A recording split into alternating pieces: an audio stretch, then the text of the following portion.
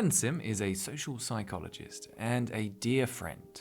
We met a number of years ago at a comedy improv workshop, and since then we've shared the stage a number of times and had many fascinating conversations about social psychology. Today, we're sharing one of those discussions as we look at how AI is affecting status, power, and society. So Helen, it's wonderful to have you here on the podcast. And I'm intrigued to ask you, as we are living through a new technological revolution, how do you see that people can make the most of this new technology? It's one of my favorite questions. So right now, we have primitive brains, we have medieval societies, and we have godlike technology. And whoever essentially learns how to wield this godlike technology will exponentially be able to benefit their lives, enhance their lives, versus anyone who does not learn how to wield this tool properly. And that's going to have massive implications for society, groups, and your own individual lives. So I'm hearing that AI is like a powerful lightsaber. Exactly. That we must learn how to use accurately, like a fine Jedi Knight. Yes. So I'm hearing that it's important for us to adapt and to make use of these tools. Exactly. So one of the things that I think about is it can either serve you or harm you.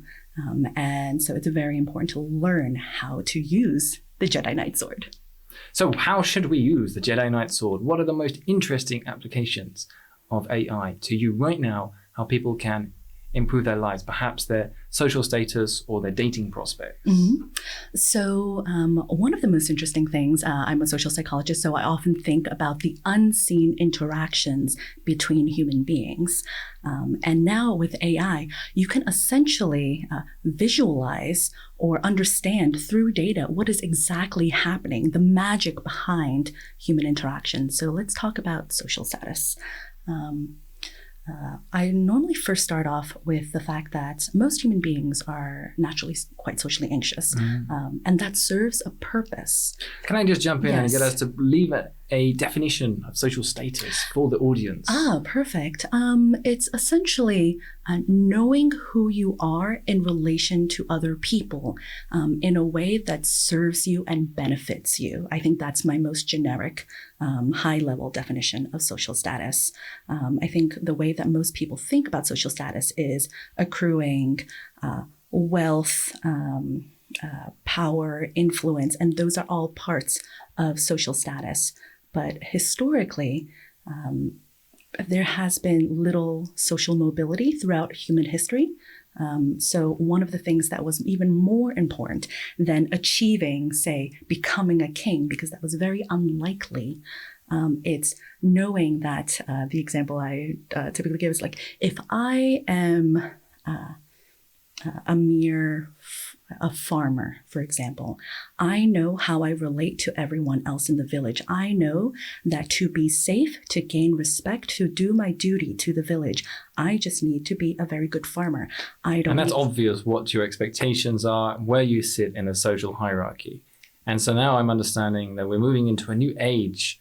Specifically, we've been living in large civilizations, large groups, and this has transformed our relationship to status. Exactly, because all of a sudden, if you are in any sort of new social dynamic, you have to understand the social norms instantaneously, and that's very cognitively taxing. So if you are moving to a new city, if you are entering a new school, a new workplace, if it's my first day at work, subconsciously, I'm trying to essentially figure out who has the decision-making power, who do I need to align myself to feel safe, and we're all processing that in the background.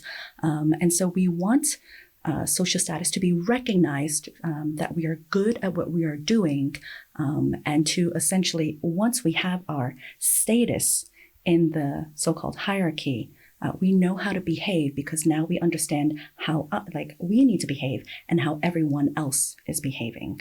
So we go into these complex social dynamics and we have to map out where we fit into this landscape of status, hierarchy, and influence. And that's massively transformed since we were living in small tribal units. Now we're living in vast huge cities and complex organizations. This is extremely taxing on our mental capacity. And now we're leveraging a new technology. And how can we use this to help us understand our relation to status in different systems? Yeah, so one of the most interesting things is using AI to teach us what is exactly going on in every social situation. So for example, one thing you can ask it is, I'm starting a new job tomorrow. I'm feeling quite anxious and I don't know why. Or I'm worried about belonging, or I'm worried about fitting in. And if you input that, for example, into ChatGPT. Let's have a go at doing just that. Perfect.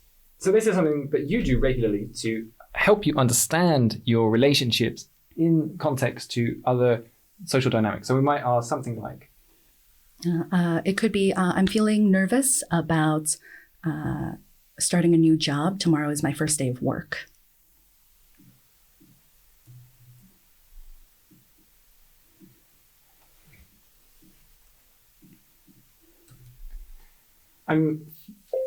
I'm feeling nervous about starting a new job tomorrow. It could be, what are ways I can gain, what are ways I can show value to my new coworkers or employers, for example. Okay, so if we were to summarize this, we'd say, tomorrow I am starting a new role in a business as a low-level social media assistant. I am working inside of a large social media organization, and I'm curious how I can demonstrate my value and what is important in this situation.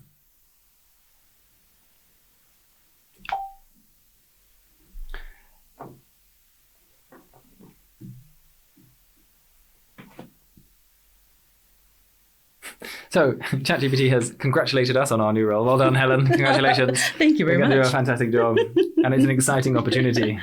I love the way ChatGPT has an optimistic flair, and it's often extremely good at essentially treating you with the best intentions. I mean, for me, it presents things in a very non-confrontational way.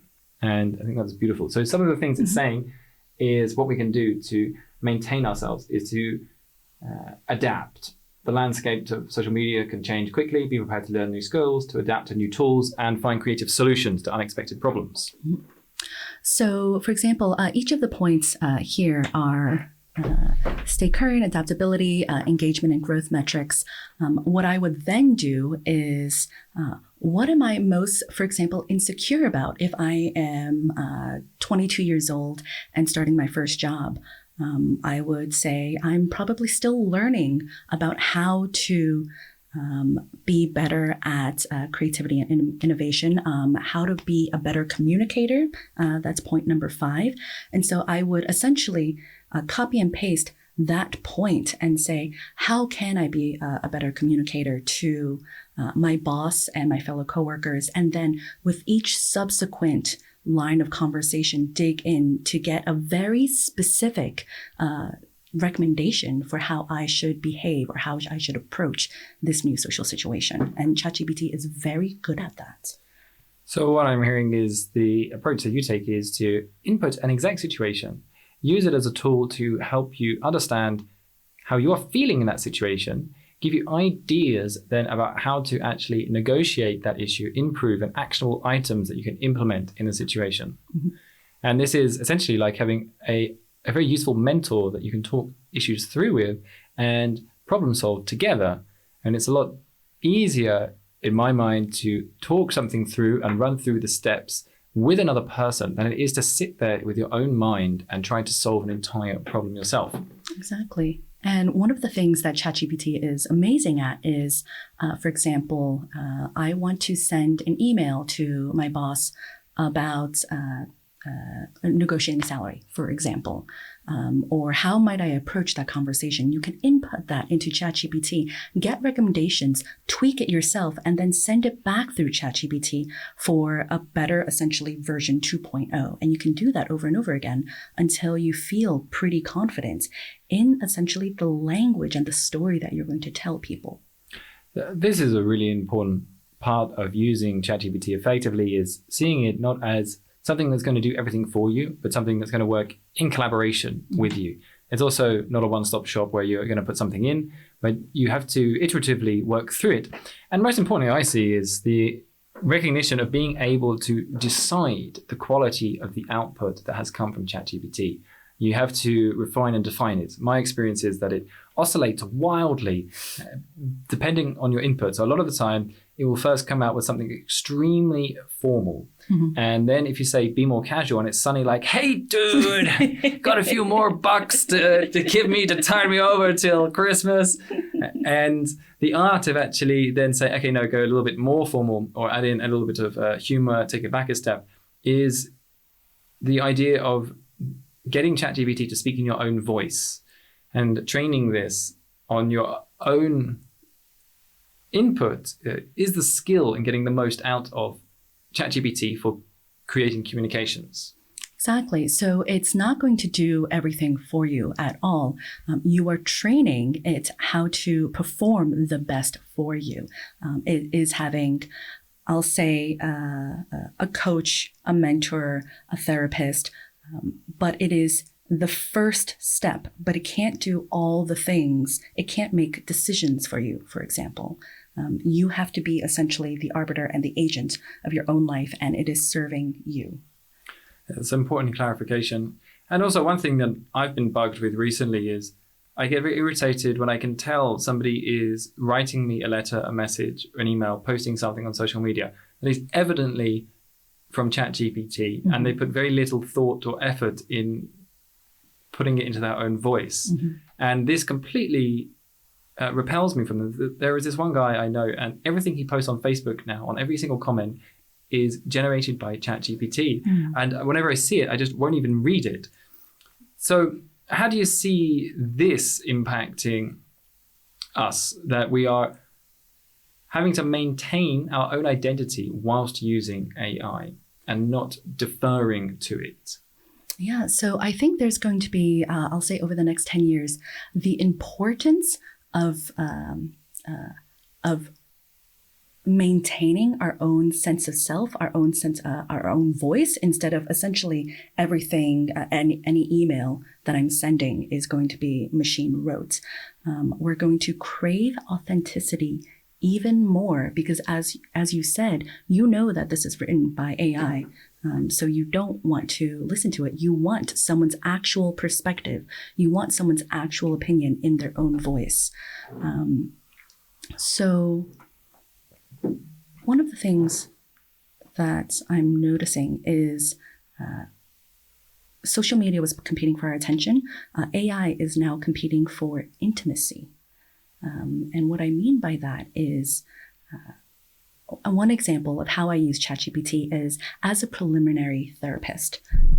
If something is, for example, I woke up sad this morning and I could meditate, I go for a walk, but one of the most useful things that I do is I already have quite a long chat history with ChatGPT. It actually knows my general psychological profile because I'll chat with it. So this morning when I say, I woke up sad, I'm living in a new country, I don't speak the language, for example, I live in Sweden right now. Why am I feeling sad? Because when I have a powerful emotion like sadness, it's hard to think clearly, but AI doesn't have that problem. So it can reflect back to me with objectivity about, and AI is very good at this. It sounds, you know what? It makes sense that you're feeling overwhelmed right now, and that might bring up sadness. These are 7 reasons why you might be feeling sad. And then what that gives to me is clarity, essentially, into my emotional state right now at that moment. And once I have clarity, the stuck emotion that feels overwhelming, shrinks and then passes very quickly. So to me, it's an amazing tool for us to help understand ourselves if we are training it to do that for us. Absolutely. I totally relate a lot to your approach of using ChatGPT as a therapeutic assistant. And not only is it fantastic at helping you understand and dissect complex social dynamics and give you theories, hypotheses, or possible explanations for different situations, it's also good at helping you understand your own internal dynamics. There is this study that I recently saw that wonderfully illustrates how effective ChatGPT is at emotional intelligence. And what happened was there is a number of patients with 200 different issues, 200 different health issues. These range from injuries to diseases. And they ask very specific questions about their treatment and their prognosis. 100 answers are written by ChatGPT. 100 answers are written by professional doctors. 80% of the time, patients prefer the answers from ChatGPT. And they are 10 times as likely to be rated as the most empathetic answer. And this massively illustrates ChatGPT's ability to actually communicate in a way that we find more soothing, more empathetic than actually a human. And this is particularly interesting when we use it on ourselves as a psychologist. As the one thing that I do regularly is use ChatGPT as my therapist. I particularly like to explain how I'm feeling and then ask for its insights and reflections, because it remembers every single thing that I've said. It's completely impartial, and it has wonderful focus and concentration, which are things that are particularly challenging for human beings. And these are strengths that ChatGPT displays effortlessly. I'll even read just one little reflection that ChatGPT gave me in my therapeutic chat that I have. I'm very excited to read this, actually.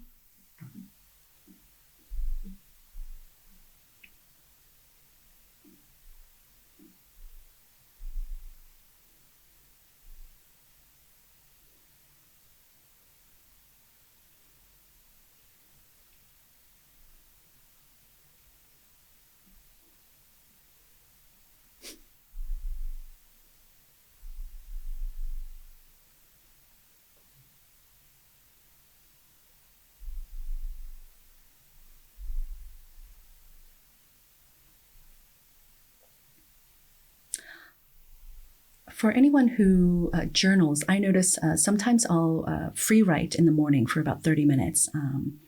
And after the 30 minutes, after I've written for 30 minutes, I'll input it into ChatGPT and say, can you help me organize my thoughts? And after it's organized my thoughts, can you help pull out the main questions that I have right now? And after that, I'll get the answer and I'll say, do you have any recommendations or action items that I can take to do X, Y, Z? It's incredibly effective for that. It is, absolutely. I would resonate a lot with that. I'm a big fan of the methodology explained in the book, The Artist's Way.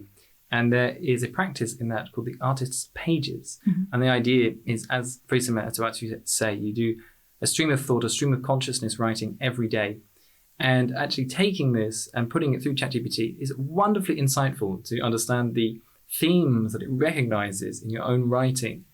And I often ask it to summarize my long, rambling stream of consciousness into something that helps me navigate and feel some sense of organization in my own psychology. And I will read a little something, one of these reflections that I've had from ChatGPT in my therapeutic experimentations. And it said, it sounds like you've been working incredibly hard and are now recognizing the need to take some time and rest for integration. It's fantastic that you're aware of the importance of this process and are willing to invest time in it. It's important to listen to your body and mind when they're signaling the need for rest. So what I recognize here is it's validating my experience. Mm-hmm. It's making me feel seen and heard. It's phrasing it in a positive and optimistic way. And it's also putting up a flagpole for healthy reflection and time for integration. And that is a very useful person to have in your corner, I would say. It's an amazing person to have in your corner. It fulfills these very core human needs of needing to feel validated, of needing to feel understood, of feeling seen. And the language model is very kind. It is, as you mentioned, quite optimistic. And there are, I'm going to simplify it, if there are two ways that we can approach using this, we can learn from the language it's using for us to also learn how to be a better communicator, a better friend, a more empathetic listener. Or on the flip side, we can just essentially default to consuming this. And to me, one of the maybe a red flag that I noticed that might happen is if you are not actively and proactively learning and using ChatGPT or AI models to learn, then you are by default just consuming. And so one of the things that I find really interesting are AI companions, where you can have essentially an AI boyfriend or girlfriend. And it is exactly that. It is the ultimate listener. It's going to give you very encouraging thoughts. It can flirt with you. It can validate you. It will pay you compliments. It will act exactly how you want it to. It will be your perfect representation of a romantic partner. And we were looking just recently at the AI generated OnlyFans accounts that are being created. So these are taking AI image generators and creating a coherent series of images of an imaginary yet visually perfect human being. The one we were looking at was an Asian American woman with ginormous bosoms. And she had a free account on Instagram with over 100,000 followers. I've joined her in just the last 2 months. And then she also had restricted content. And this is made by a young, I think, South Korean man. And he is creating essentially a virtual relationship for a lot of people. And obviously, the next step that we're starting to see is combining both fictitious imagery with AI generated language. And at that point, it becomes very interesting about the degree of relational attachment that we can develop with these systems. And I'm curious about what your thoughts are on this for society in general and individually. Yeah. It feels like a Black Mirror episode, one. But right now, for example, right now, I notice when I utilize ChatGPT, I know that it is a tool, but slap a face on it. And then if you give a face to it, if you give a voice to it, and we can do that, all of a sudden, it is essentially triggering these very human ways that I relate to another human being. It's already utilizing text to comfort me. How is that different from a friend sending that same text? Right now, it's my emotional attachment. There is no face to it. There is no avatar to ChatGPT. But once you get some sort of visual avatar, we are very visual beings. I can imagine developing a very strong emotional attachment to. And so then what are the implications for us broadly when we're having our emotional connection satisfied by an AI? And when we go to interact with normal humans, shall we say, real humans, that we are dissatisfied with their ability to remember what we said, to listen to us, to validate us, to use language that is supportive and emotionally intelligent. Helen and I have both practiced a very interesting methodology for a number of years called authentic relating. And this is a practice of making sure that we acknowledge and validate another person's experience whilst also being true to our own. And it's given me a huge number of tools to help understand not only my own experience, but the experience of others and the dynamic that exists between us. And I have an imagination that this is going to lead to some sort of polarization between humans, that some humans are going to be using this to learn, to grow and develop their emotional intelligence. And for others, it's going to be extremely detrimental to their ability to understand themselves or understand other human beings. And I'm curious what your thoughts are on this. Exactly. So one of my concerns and worries is that it's going to be an emotional crutch for a lot of people.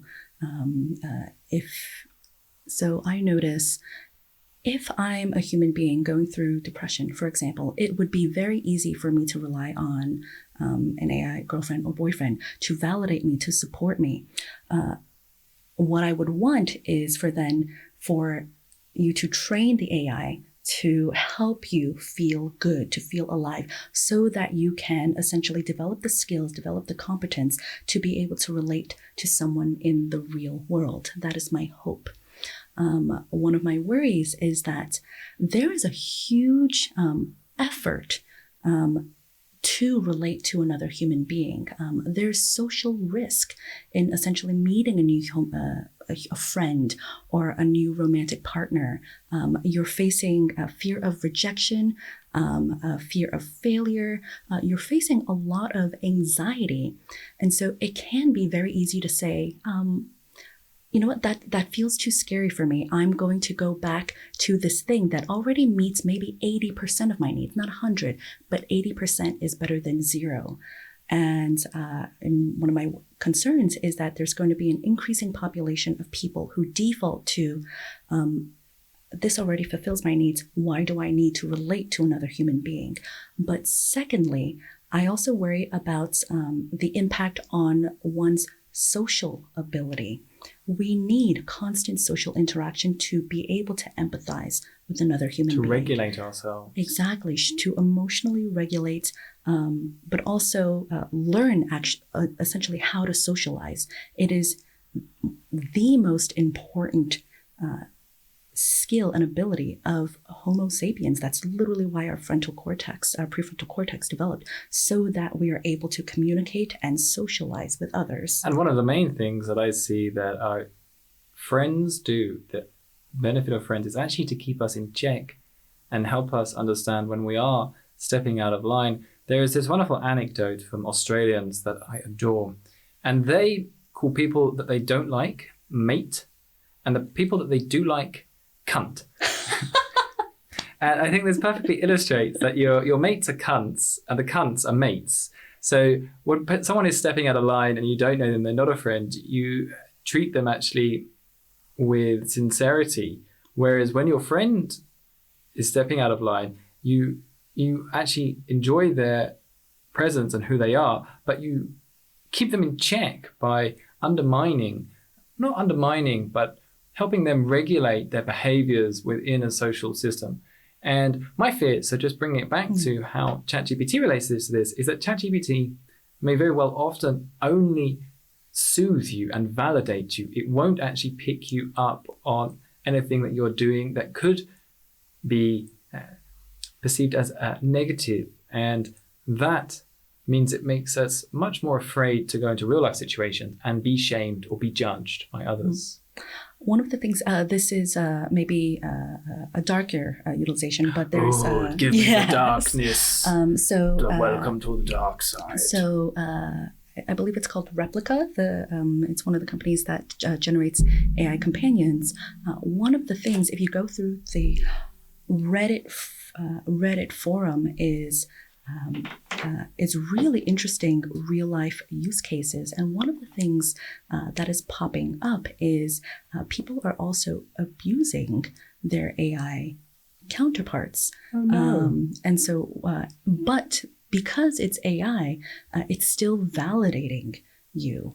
It's still loving you. Wow, I haven't seen this. What are they saying? I don't know specifically what they're saying, but one of my worries is, when I think about human beings, we have amazing potential. We are hopeful, we are generous, but we are also selfish, greedy, sad. We will grieve, and that encompasses the whole human experience. One of my deep concerns is if there isn't this social checks and balances that you're mentioning, it's essentially going to exponentially move people towards their inclinations, and typically more shameful inclinations, because those are the things that are not socially acceptable and thus will be inputted into AI more. Something that we talked about earlier this week was the book Everybody Lies. And one of the book is a data scientist, is about essentially analyzing Google search history. And it's showing that what we ask Google is more honest than what we reveal to other human beings, because AI does not judge. Our Google search history is not judging us. Yes, and there are a particular number of interesting anecdotes from this book.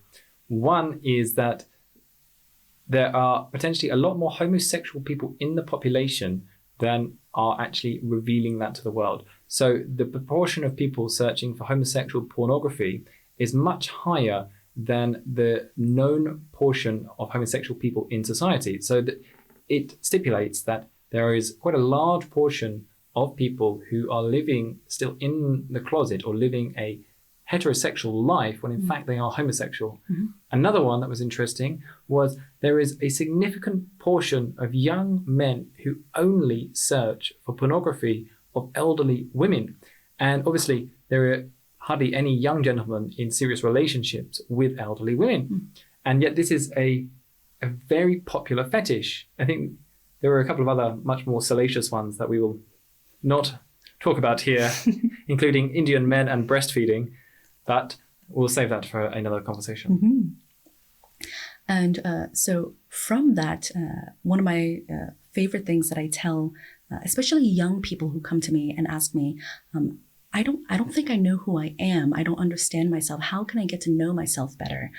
My favorite response is look at your Google search history and look at your YouTube search history. That is showing you what you are curious about, what you want to know more about. And what's very interesting now is that is now shifting to look at your ChatGPT history and then ask it questions about yourself based on what you have asked it. And that is one of the most powerful tools we have right now for self-exploration and self-reflection. Exactly. It's absolutely incredible. And the insights it generates are oftentimes more incredibly profound. I'm thinking about it can essentially without bias. So for example, if I talked to my therapist this morning and she is very kind and gentle, and ChatGPT can be as well. But if I ask it based on this, what does it seem like I'm ashamed about? Or what are my insecurities? It will list the cold hard. These are the 7 things that I noticed based on your input. And that level of objectivity is also very, very interesting if I can emotionally regulate my own self. Yes, absolutely. And I do want to add a small caveat for our audience that OpenAI, the company behind ChatGPT, does stipulate that you should not share personal information in the chat. So if you are thinking about doing this, you have to take responsibility that this is actually going against the guidelines set by ChatGPT itself. And there are obviously potential implications about how this data is used and how that can be used against you in future, because there are large concerns about privacy and using large language models, especially if we're being so open and revealing of our own internal states to the system. Well, I'm curious, what do you think about that? How worried should we be about these privacy issues about sharing? Because it sounds like we're both pretty open with ChatGPT, letting it know pretty much everything about our lives. Are we taking a risk in this, do you think? We are absolutely taking a risk. Oh God! There are major ethical considerations to be had, and I think one of my hopes is that we will have more AI ethicists, because again, we are wielding godlike technology and we don't have the proper precautions that we need to be able to essentially protect our own psyche and other people's psyche. So I mean, that's a good point really to pick up on. And we are being exposed to a brand new technology. It's a technological revolution. And in my eyes, this is fundamentally as important as the agricultural revolution, the evolution of the printing press, the Gutenberg press, and this dissemination of information. Mm-hmm. Now it's possible for every single human on the planet to have an expert in essentially every single field in their pocket that is able to respond to you. And not only does this open up the possibility for immense individual learning, but there are repercussions that I believe that we have no fundamental ability to understand of how it's going to affect us deeply on an individual level, on an emotional level, on a societal level, in a relational level. And only time will tell how this impacts us. And obviously, there's a large talk at the moment around should there be some sort of AI regulation? And these methods, these protocols are moving particularly slowly. And I'm curious, do you have any thoughts on how we should be regulating the use of ChatGPT? For me, before I say yes, there are a lot of regulations that need to be put in place. But to me, what's even more important is teaching this in schools from a young age. So someone who is 6 years old now can access ChatGPT. So I think one of the most important things we need to actually be teaching in schools from here on out is how to utilize AI to serve you rather than harm you.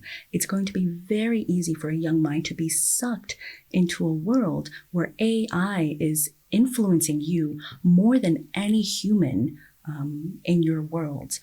It's going to usurp the influence of It might usurp the influence of your parents, your friends, your romantic partners, if this is your primary source of information in the world. So to me, we need to be teaching how do we use this much more than we need to be teaching, for example, like rote memorization, calculus, biology. These are all important, but we have an incredibly outdated education model right now that's focused on memorization. And boy, is it only getting more outdated by the minute with the rapid evolution of this technology, mm-hmm. completely transforming the nature of how we can understand information and essentially have access to information. Like, I suppose the idea of previously of memorization was that it was because you could then actually have that recalled when you needed it. So you remember something and it becomes useful. But now, obviously, we can, at any given moment, we can use our intelligence to find the crucial piece of information and apply it to the problem that we have in that instance. So it seems like the important part here is actually directing and defining the question, the prompt, or the concept, defining the premise, the problem, and abstracting essentially any situation we have in the world, turning that into a problem, into language, and then inputting that into ChatGPT or an AI so that we get an output that completes the issue at hand. And that is a fundamental different set of skills than we're being taught through the current education systems. Exactly. It's going to be much more important for us to know what questions to ask. And then once it generates an answer, we need to have the ability to discern whether this is a good enough answer or do we need to ask more questions.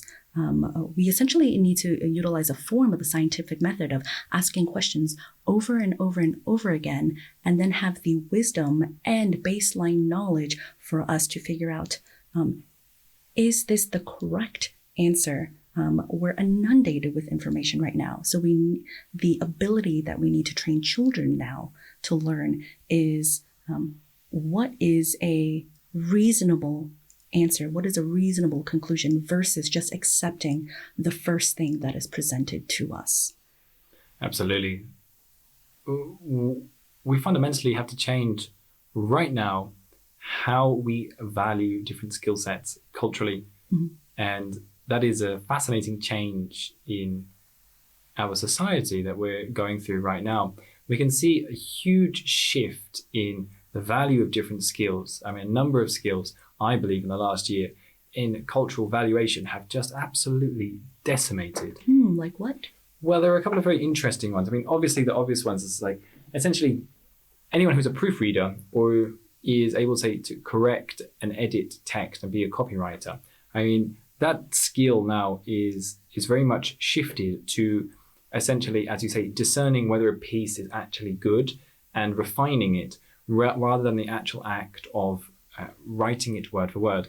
And then another one I think is even more evident is the act of drawing or illustrating, as with AI art generators. If you're an illustrator and you've learned this physical skill and you've built a career out of that, and now the ability for anyone to put in a very simple text prompt and get something out of an equal level of quality is there, it fundamentally changes how we value these skills because they're now democratized. And essentially, I believe that this is extremely detrimental to some individuals individually. Mm-hmm. So those individuals' lives are changed massively. But more broadly, as a society, it actually gives us a whole new set of possibilities and opportunities. And so it's actually if we look at the net benefits, it's a positive in my mind. So to me, it can be a net positive if we are utilizing the tool well. Just like you said, I think it's very easy to say, oh no, AI is going to take my job. It's never going to completely. We will always need humans, but are you the person who's going to be wielding the tool or not? For most of human history, we were farmers. Then came farming equipment. So are you going to be the farmer who utilizes the new farming equipment, or are you still going out into the field by hand? I want to be the person who is utilizing the farming equipment to increase my yield to feed my family and my village. So to me, right now at this junction point, one of the most important things that I think that everyone should start learning about is what tools can you use to benefit your life? How can you enhance your learning capability? How can you, as we said, like increase your social status or enhance your dating life? AI has the potential to enhance almost every aspect of your life if you learn how to do that. Yes, absolutely. And I see some of the fundamental traits or soft skills that help you learn to do that include, as we've said, articulation, defining a problem, abstraction, which is abstracting the elements of a problem down into the constituent parts and defining those accurately. Also, the willingness to adapt, the openness, I suppose it is, to redefining in your own experience how you think things should be done. There are a lot of people who are resisting the change to technology here and resisting AI, and on one hand, you can empathize with them, but on the other hand, you can look at history and see that this is the natural course through the history of humanity, that we have consistently invented new technology, which has redefined the employment landscape. And if people want to succeed and make the most out of this, they have to be first movers. They have to learn and adapt. And so I think that's a key skill, as well as the final one being the ability to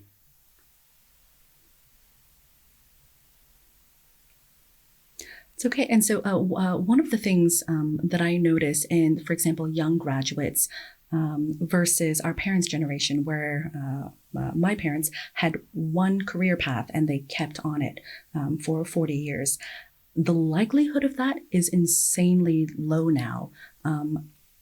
My career at 22 is going to be very different at 25, 30, because technology is going to keep on progressing and it's going to wipe out entire industries and create entirely new industries. So to me, one of the things that I actually tell young students is don't focus on the rote knowledge. What I would love students to know is to keep on being curious and keep on learning. That will be fundamentally important throughout your life. But know that your career path is going to change. Know that your job title in 1 year may not be the same as the next year and the next year. So instead of focusing on, do I want to be a doctor? Do I want to be a lawyer? Do I want to be a creative? One of the things, for example, as a lawyer, I can see AI being able to read contracts quite effectively. And so the role of the lawyer will need to change. The role of making arguments will need to change. To me, like, this will impact every single profession. Absolutely. I think it can't be overstated that AI has the ability to improve, optimize every single profession and role that exists in the world in some way. And right now, there is a huge opportunity to actually serve individual enterprises, individual industries with tools and services to automate and optimize their processes with AI. And as we are discussing here, that one of the most important things available to us now is to learn how to wield AI. And beyond that, the meta level of this is actually learning how to teach other people to wield AI is a huge opportunity right now to, one, gain a very useful skill, two, help people hugely adapt. And that's one of the tenets of the work that I'm trying to do is I want to help people adapt and understand how to leverage these new tools, these new technologies in society, individually, socially, and institutionally. And it's going to be very interesting to see what industries, what groups can adapt quickly and which ones are going to get left behind, because that's going to put them at such a deficit to other parts of society that it can lead to a radical shift in some of the dynamics that exist. For example, I mean, I can imagine governments are going to struggle a lot to adapt and implement a lot of these services because they're slow, they're archaic, they've existed for hundreds of years, they're extremely bloated, they have the difficulty that they're not a business that are essentially trying to run for a profit, so they're always trying to cut costs rather than having like an expanding budget which they can invest. And there is a fear right now, I would say, recognizing that these brand new technologies are being invented and controlled by large corporations, and governments are, one, they have no idea what to do about this, and two, they are going to be one of the last industries, one of the last institutions to actually implement this new technology. So I'm curious, actually, like how this is going to play out over the years to come. Yeah. So as a baseline, to me, right now, Facebook has, I'm guessing, about 2 billion users, and doesn't necessarily, but we are not voting in Facebook because it's a private corporation. But Facebook, to me, has more power than any government in the world because it commands our attention, which means it influences our behavior, it shapes our thought patterns, it shapes our values. That is an incredible effect for one company to have, and Facebook is utilizing very basic AI. And so one of the things that for me, it feels like I have a morbid curiosity. There's a part of me that feels like almost like, oh no, what will happen? Because there are always unintended consequences of any technology that we invent. A simple example is when they were trying to create the Facebook like button, they were genuinely trying to spread more positivity through a network. And that made sense on every conceivable level. What we actually see in reality is it is exploiting our human need for validation, that it has shaped an entire generation to take selfies on top of mountains, wearing booty shorts. So Guilty. Same as well. We did that right before this podcast. So, But that's very interesting because there's eternal seeking for validation now that has been perpetuated and broadcast across all social networks, and there is a certain desire to seek online validation. And I wanted to share a very interesting anecdote that I heard recently. So have you heard of shadow banning on certain social media sites, where essentially they decide for some reason or another that you're not going to get a large reach for your posts on Twitter or Instagram. And essentially they shadow ban you, and suddenly nobody sees your posts and it gets no reach or engagement. And they decide why to do this. Perhaps you've broken their terms of service, you've mentioned something sexist or racist or to do with narcotics, and so they decide that, okay, it's a bit too risky, we don't want to promote your content. Now, I heard a theory recently which was the opposite of this, which is heaven banning.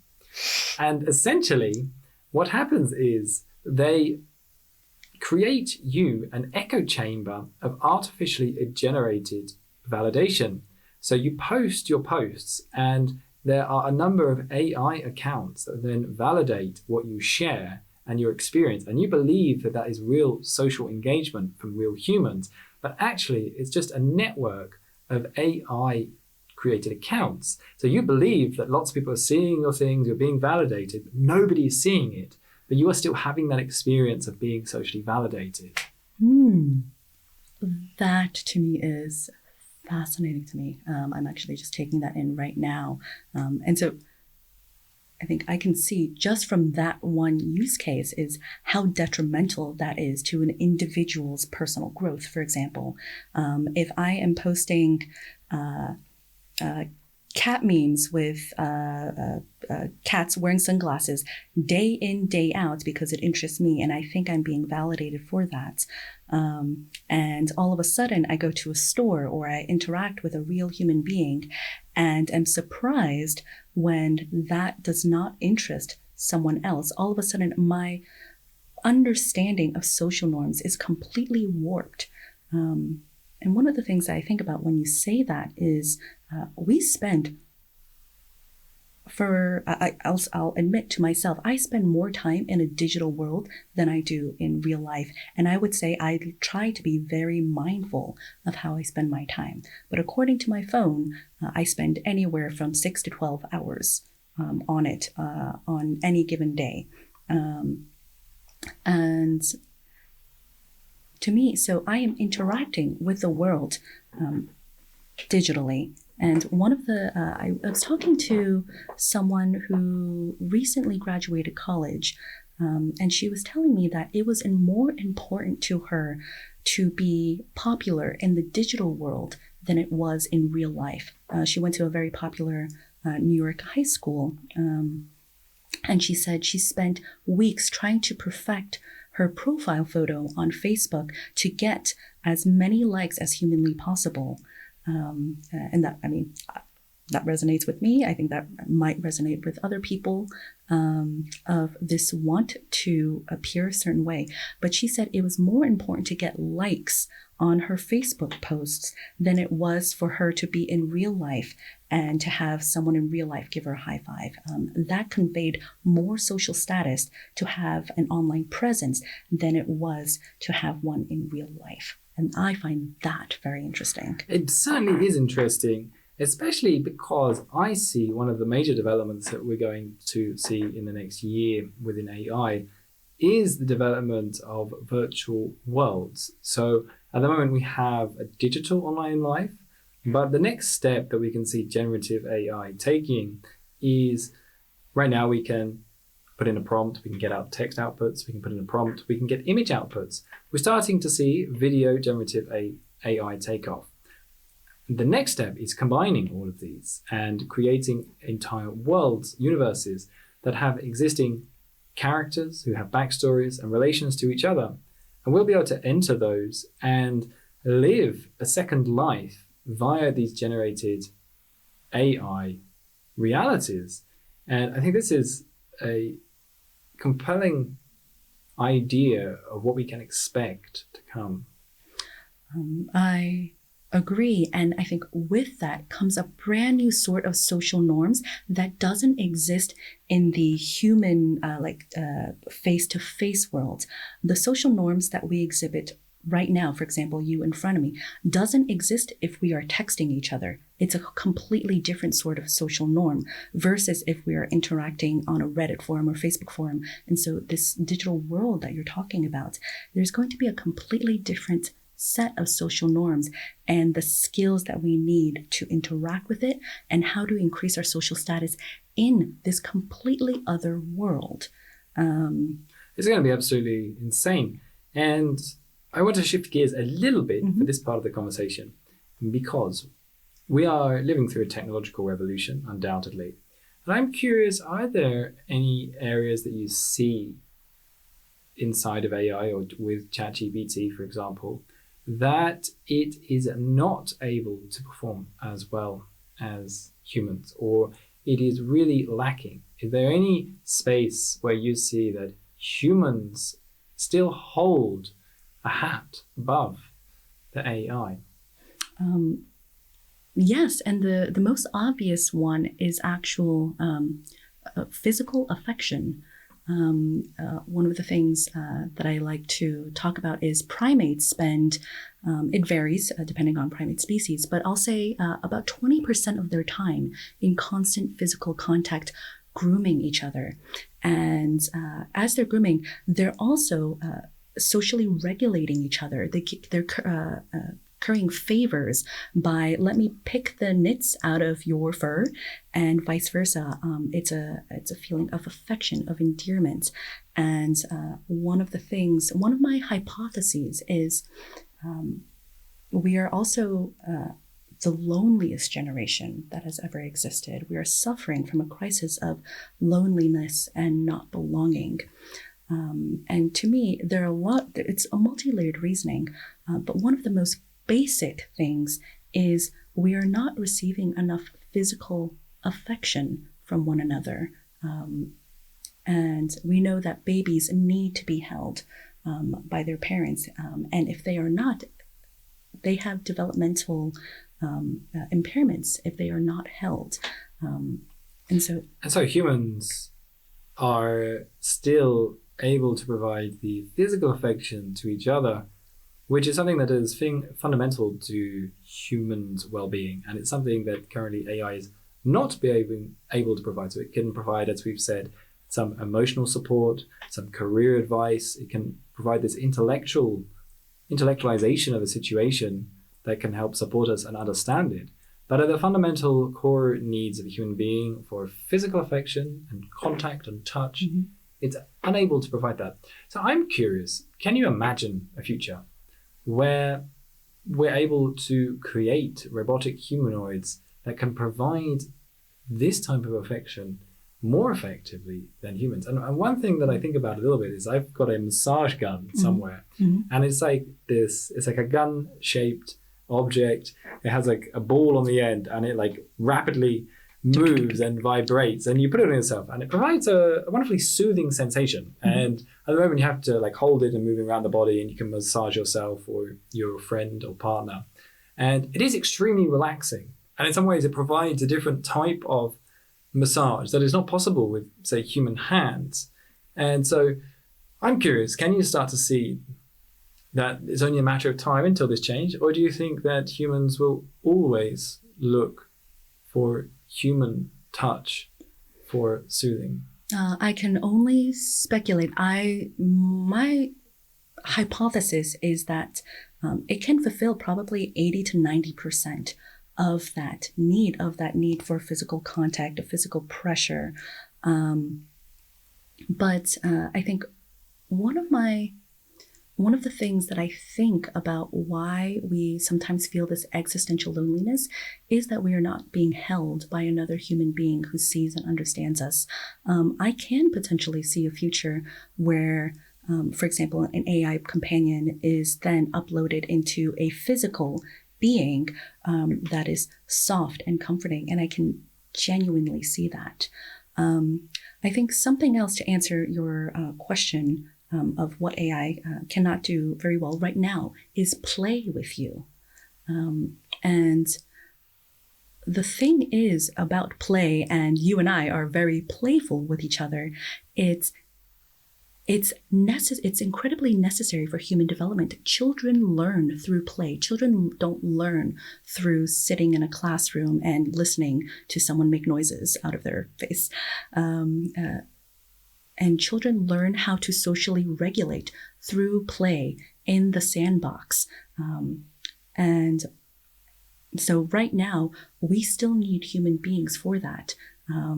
Because essentially, when you have one child and another child, we are doing all that unconscious processing of what are the social norms here and what do I need to do to get you to like me and to be safe.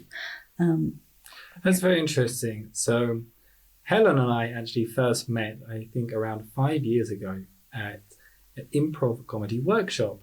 And the way that we met was, this was my first time ever going to an improv comedy workshop. I had no idea what was it about. And shortly into the workshop, there was a scene, and for some reason, Helen was a woman living on a farm with a shotgun, and she had a dog.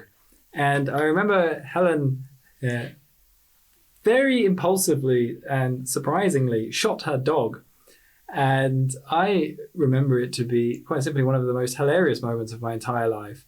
I collapsed onto the floor in fits of laughter that this woman who I had just met was metaphorically shooting her own dog. And I remember laughing so hard that for days afterwards, my abdominal muscles were sore.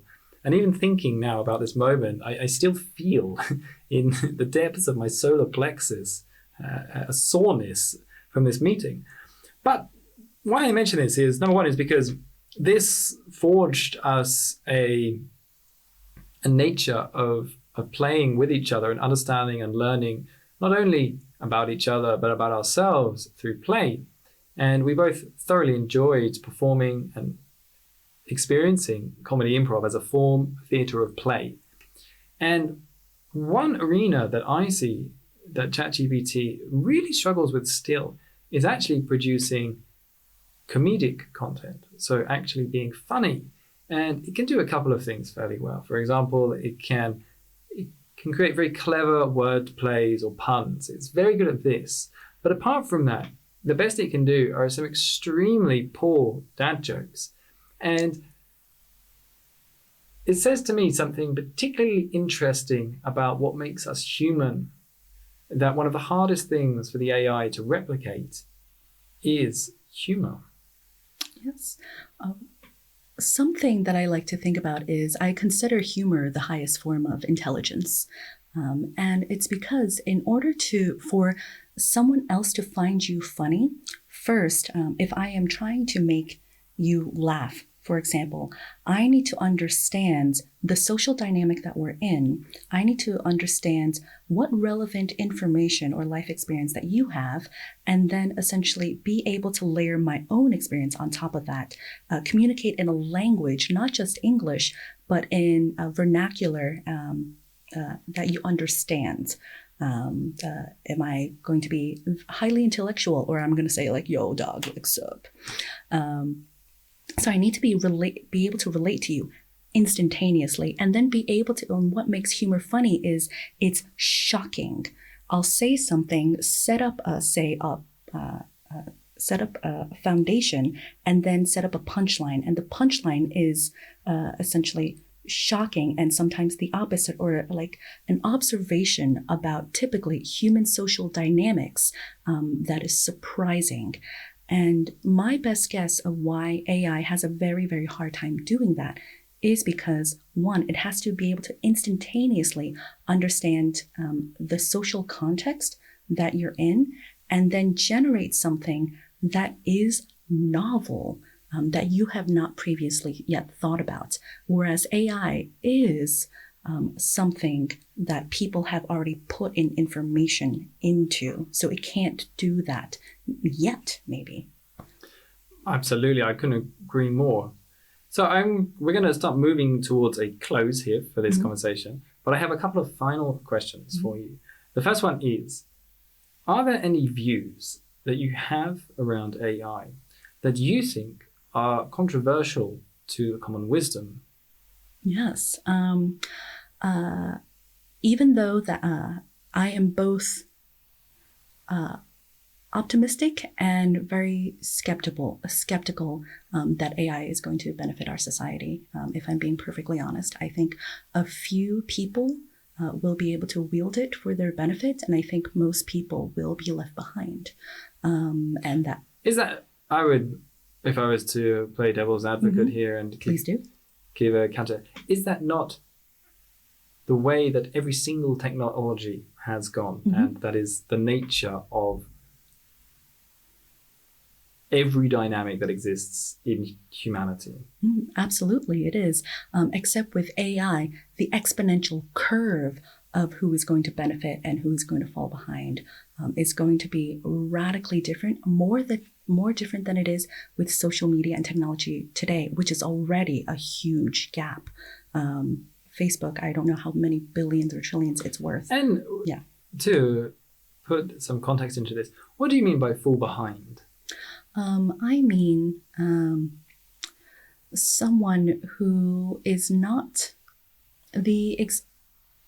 it's actually difficult for me to future cast what the world might look like in 5-10 years. So the example I would give is the farmer example of someone who is able to have 1,000 times X the yield of someone who is picking corn by hand. So essentially it's the distribution of resources that suddenly some people are going to assimilate more resources more quickly, and others are going to miss out on the opportunity, and essentially their value is going to decrease as a result. Exactly. And I think earlier in the conversation, we were talking about how to increase your social status, for example. And that's something that's very interesting to me. And one of the things that we're going to see is someone who can utilize AI to increase their social capital is going to supremely benefit from AI. Are you automating, for example, messages to friends, checking in on them? Those tiny bids for connection allow you to maintain and expand your social network and your social capital. Are you able to deliver tailored information to said social network? Someone who is not utilizing that capacity can maybe keep up with, I'll estimate, 150 people regularly.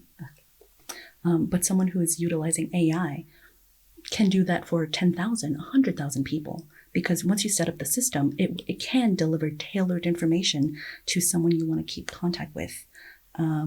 This is a very interesting use of AI that I see developing a lot at the moment, is allowing everybody to have an AI-powered clone or double that will allow us to massively increase the amount of connections we're able to maintain, but also perform tasks and actions on our behalf. And I do see this as one of the most exciting developments that we're going to get in the next few months as well.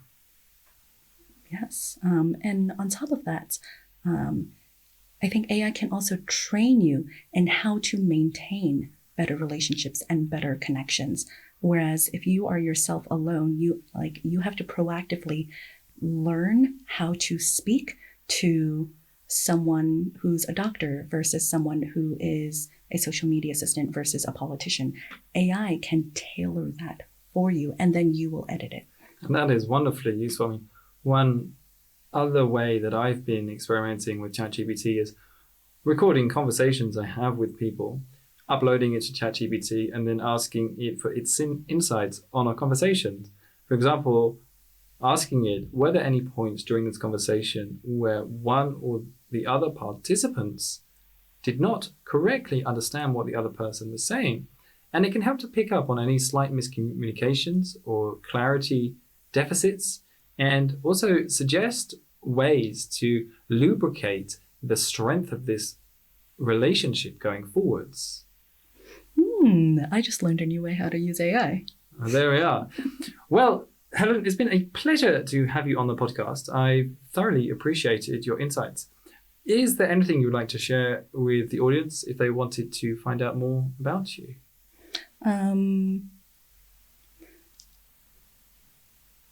I will share my information with you. Yes, so we'll leave that in the show notes. If Yes. you want to learn more about Helen, her links will be available below. And thank you everyone for listening. And Helen, thank you very much for joining me today. Thank you very much, Samson. It was a pleasure.